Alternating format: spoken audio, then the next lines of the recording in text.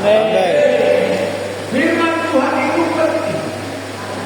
Manusia hidup bukan hanya oleh karena roti saja, tetapi manusia bisa hidup oleh karena firman atau perkataan Tuhan. Amin. Amin. Oleh sebab itu, hidup ini orang boleh pilih yang mana yang prioritas.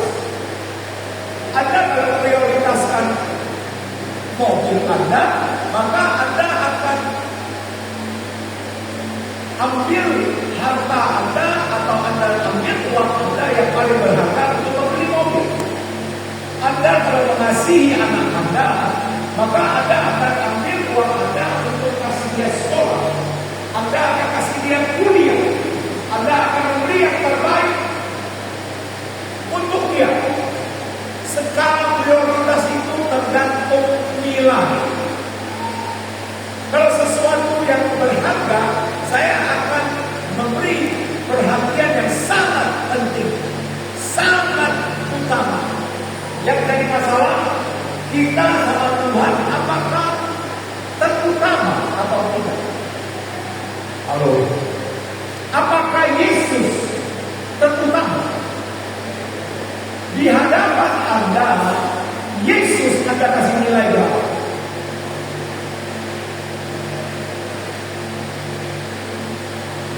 Anda bisa mengeluarkan banyak uang untuk hal lain karena Anda rasa itu penting.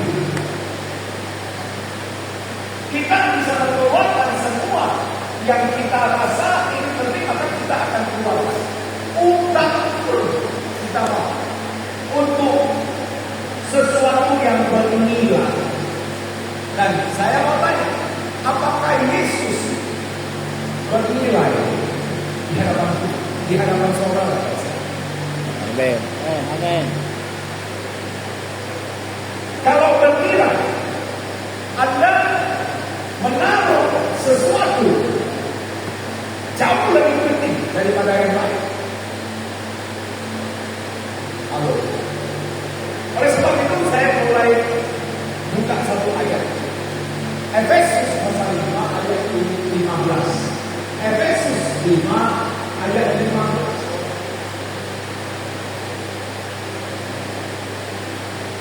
Mari kita baca dengan keras. 1, 2, 3. Karena itu perhatikanlah dengan saksama bagaimana kamu hidup. Janganlah seperti orang rebah, tetapi seperti orang arif. Kenapa banyak orang gagal? Kenapa banyak orang gak berhasil? Kenapa banyak orang gak sukses? Kenapa usahanya gagal? Pekerjaannya gagal? Pelayanannya gagal? Karena gak sungguh-sungguh. Kalau saya mau cari orang yang bijak, maka saya harus cari orang yang bisa kerja buat saya itu sepenuh hati, segenap hati. Dan itu orang pasti kalau dia kerja dengan segenap hati, maka dia akan membawa usaha saya sukses, membawa usaha saya berhasil. Kalau saya punya pekerja, saya punya keluarga, saya punya hidup, sungguh-sungguh melayani Tuhan, saya percaya pelayanan saya pasti berhasil. Amin. Amin. Kalau saya setengah hati, saya tidak yakin Anda bisa lihat sesuatu yang besar. Percaya. Setengah sungguh-sungguh, banyak orang ngomong saya, oh, saya tidak bisa sungguh-sungguh karena saya tidak mampu.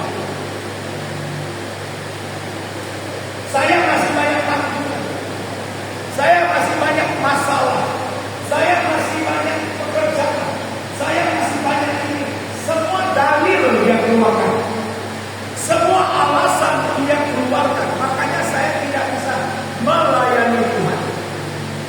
Artinya ada yang lebih penting daripada Tuhan. Saya tanya dia,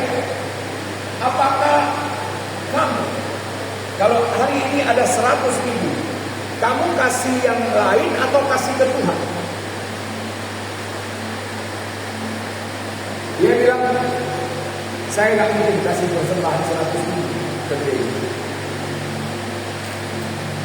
Berarti ada yang lebih penting daripada itu. Yang pura-pura nggak tahu. Anda tahu kalau Anda punya uang ada 100 ribu, ada 50 ribu, Anda kasih 100 ribu atau 50. Dia jawab, saya belum bisa. Karena otak saya masih kuat. Orang ini jujur atau tidak? Saya mau tanya, hari ini dia sukses atau tidak? Kalau dia punya pemikiran gitu.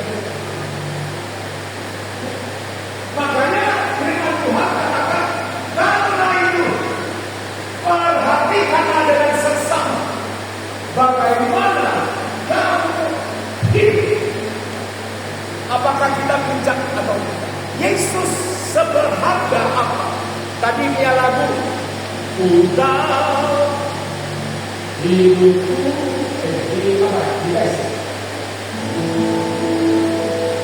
saya belajar. Mestinya pendeta gak usah belajar apa lagunya, tapi saya belajar. Udah hidupku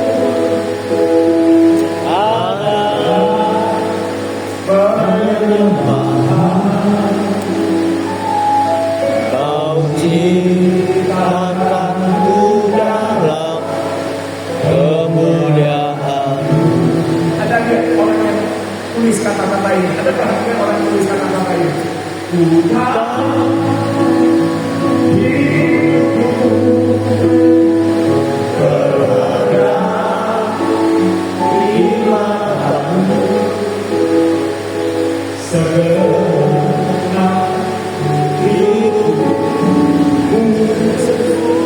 artinya dia mempersembahkan segenap hidupnya. Apakah Anda dan saya berani mempersembahkan hidup sepenuhnya? Pendeta pun belum tentu. Karena mempersembahkan hidup itu tidak gampang. Anda harus lihat Yesus berharga sampai di mana, Yesus bernilai sampai di mana. Apakah Anda rela semua apa yang ada sama Anda tinggalkan untuk pekerjaan Tuhan? Setengah hati dengan sepenuh hati beda. Setengah hati sama sepenuh hati sama atau beda? Beda. Setengah benar sama setengah tidak benar sama. Anda setengah benar, berarti Anda setengah dusta. Anda setengah benar, Anda setengah dosa. Berarti setengah Anda benar. Yang setengah lagi tidak benar. Kalau tidak benar, Anda berdosa. Oleh sebab itu, Anda tidak bisa hidup setengah benar. Anda tidak bisa hidup setengah hati. Mengasihi Tuhan setengah, tidak bisa. Oh, saya bisa lakukan ini, lakukan ini, lakukan ini, lakukan ini. Yang pertumbuhan saya tidak berani. Karena uang saya kasih sama Tuhan, nanti saya bangkrut, saya rugi, saya jatuh, saya miskin. Saya, kalau nggak sempat, saya harus buka ke gereja. Kalau gereja, kalau ada uang, saya kasih. Kalau nggak ada uang, atau bagaimana, saya mau untuk melakukan hal-hal yang lain. Saya sampai di sini saja, saya belum berani. Tetapi saya melihat orang-orang yang sungguh-sungguh cinta Tuhan. Tuhan angkat mereka. Kehidupan mereka yang dulu, yang susah, yang lemah, yang keadaan yang tidak baik, Tuhan angkat mereka. Kenapa? Karena mereka sungguh-sungguh cinta Tuhan. Amin. Amin.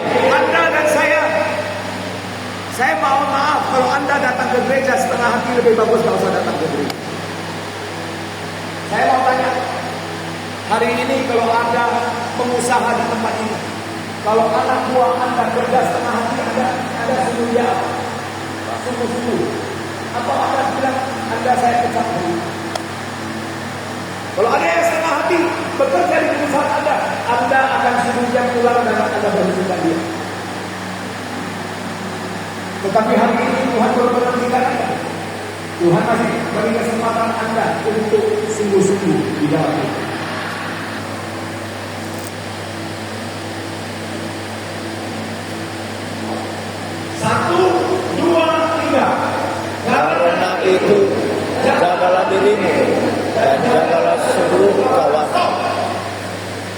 Saya dan pendeta-pendeta lain disuruh jaga kawanan domba. Saya gembala, kita disuruh jaga kawanan domba. Karena kamulah yang ditetapkan Roh Kudus menjadi pemilik atau penilik? Penilik. Hah? Penilik. Pemilik sama penilik sama atau tidak? Arti daripada penilik sama pemilik sama apa? Beda. Di mana beda? Tulisan. Tulisan. Artinya gak beda. Beda juga. Pemilik sama pemilik beda. Pemilik itu bagi saya ini beda saja. Betul. Tapi bila Allah katakan sampai 30 1, 2, 3. Ketika aku telanjang, kamu memberi aku pakaian. Ketika aku sakit, kamu melawat aku. Ketika aku di dalam penjara, kamu mengunjungi aku. Orang benar Tuhan, bila mana kamu melihat kepala,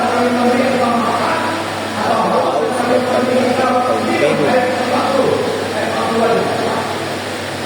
Baca 1, 2, 3.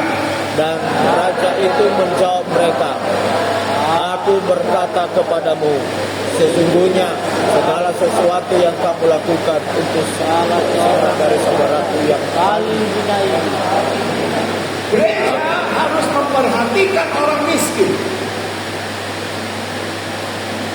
Oh, kita udah miskin. Masa perhatikan miskin lagi? Kita ini orang miskin, Pak Pendeta. Masa perhatikan orang miskin? Sudah.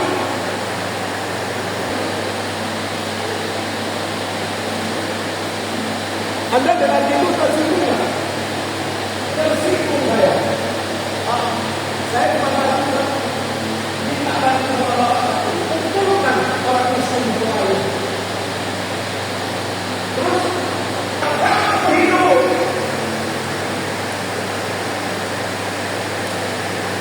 Pemberian terbaik. Saya sudah ngomong, semiskin-miskinnya kita masih ada orang yang lebih miskin dari kita, Pak. Jadi kalau kita takut memberi, banyak orang kaya pun bertentu mau memberi. Itu benar. Ya, banyak orang kaya kalau kita kasih uang bertentu mau.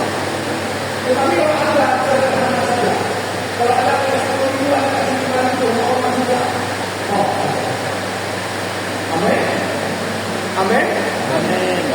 Anda dan saya harus belajar bagaimana menyenangkan hati Tuhan, menyenangkan sesama manusia. Coba kita lihat 1 Tesalonika 4 ayat 1.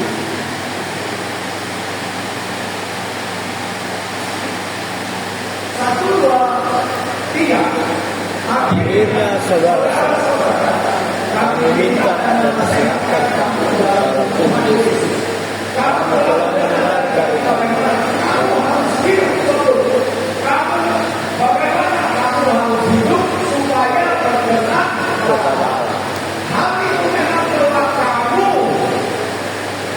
semua yang diajarkan oleh Rasul Paulus telah menuruti apa yang mereka lakukan. Tetapi baiklah kamu melakukannya lebih bersungguh-sungguh lagi. Saya harap gereja ini melakukan apa yang Tuhan suruh lakukan. Firman Tuhan katakan, banyak orang mendengar firman tapi tidak melakukan. Ia seperti orang yang mencermin mukanya di atas kaca atau berapa. Orang yang tidak melakukan sama akan melakukan. Ini orang yang melakukan. Satu yang urus pasal yang itu pasal 1 ayat yang 19 sampai 23. 19 sampai 23. 1, 2, 3. Hai saudara-saudara yang ingatlah hal ini. Setiap orang hendaknya tetap untuk mendengar, tetapi lambat untuk berkata-kata, dan tidak lambat untuk marah. Ini ayat banyak mendekati saya. Dia katakan setiap orang hendaknya cepat untuk mendengar, tetapi lambat untuk berkata-kata, dan juga lambat untuk marah. Saya mau kasih tahu, kalau saya khotbah, saya takut orang nggak bisa dengar. Makanya saya di khotbah saya tanya jemaat, kamu dengar apa yang saya khotbah? Saya dengar. Dari tadi bapak dengar apa yang saya khotbah? Tidak benar. Karena kenapa dia tidak tahu?